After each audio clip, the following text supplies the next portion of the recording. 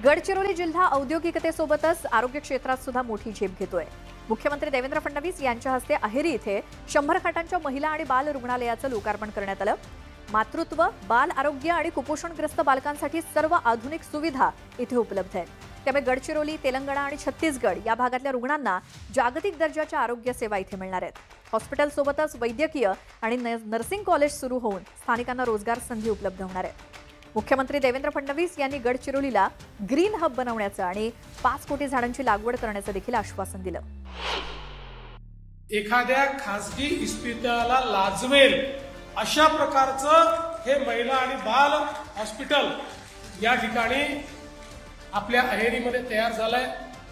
सर्व प्रकारच्या स्त्री रोगांकरता, प्रसूती करता, बालकांना त्या ठिकाणी जर काही आजार असेल तर NICU ही व्यवस्था त्या ठिकाणी आहे।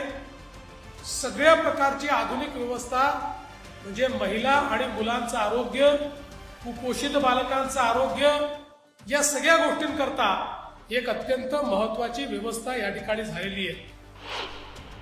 महाराष्ट्र हे देशातील सर्वाधिक नोंदणीकृत स्टार्टअप्स असलेलं राज्य ठरलं असून यापैकी 45% स्टार्टअप्स महिलांच्या नेतृत्वाखाली आहेत। जुहू इथे झालेल्या इनोव्हेशन महाकुंभ 2025च्या उद्घाटन प्रसंगी मुख्यमंत्री देवेंद्र फडणवीसांनी ही माहिती दिली।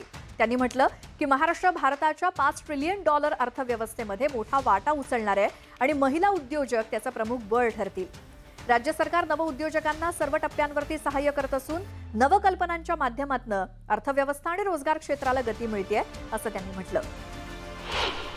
राज्यातील न्यायालय आणि न्यायमूर्तींच्या सुरक्षेसाठी महाराष्ट्र मंत्रिमंडळानं मोठा निर्णय घेतला असून एकूण 8,252 सुरक्षा रक्षकांची नियुक्ती करण्यास मंजुरी देण्यात आली आहे। मुख्यमंत्री देवेंद्र फडणवीस यांच्या अध्यक्षतेखाली झालेल्या बैठकीत हा निर्णय घेण्यात आलाय।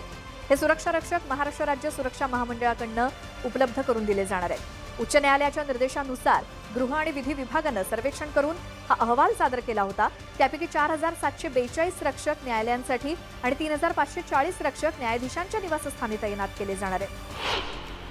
राज्य कृषी विभागाच्या नव्या बोधचिन्ह आणि शाश्वत शेती समृद्ध शेतकरी या घोषवाक्याचं अनावरण मुख्यमंत्री देवेंद्र फडणवीस यांच्या हस्ते सह्याद्री अतिथीगृह इथे करण्यात आलं। या कार्यक्रमाला उपमुख्यमंत्री एकनाथ शिंदे, उपमुख्यमंत्री अजित पवार, कृषी मंत्री दत्तात्रय भरणे यांच्यासह अनेक मंत्री आणि वरिष्ठ अधिकारी उपस्थित होते।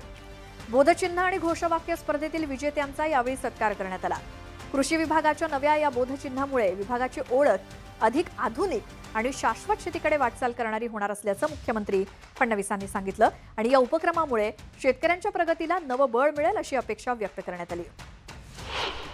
अखिल भारतीय आयुर्विज्ञान संस्था म्हणजेच एम्स नागपूर इथे मुख्यमंत्री देवेंद्र फडणवीस यांच्या हस्ते अत्याधुनिक न्यूक्लिक ऍसिड टेस्टिंग सेंटर आणि गॅमा ब्लड इरॅडिएटर उपकरणाचं उद्घाटन झालं।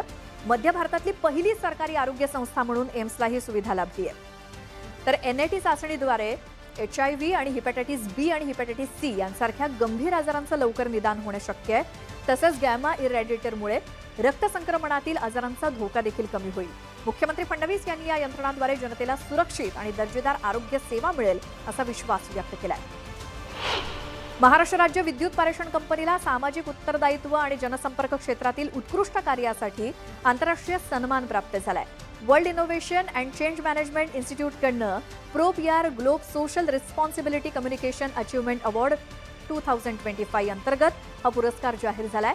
इटलीच्या रोम इथे 28 जानेवारी 2026 रोजी होणाऱ्या या परिषदेत हा पुरस्कार प्रदान केला जाणार आहे।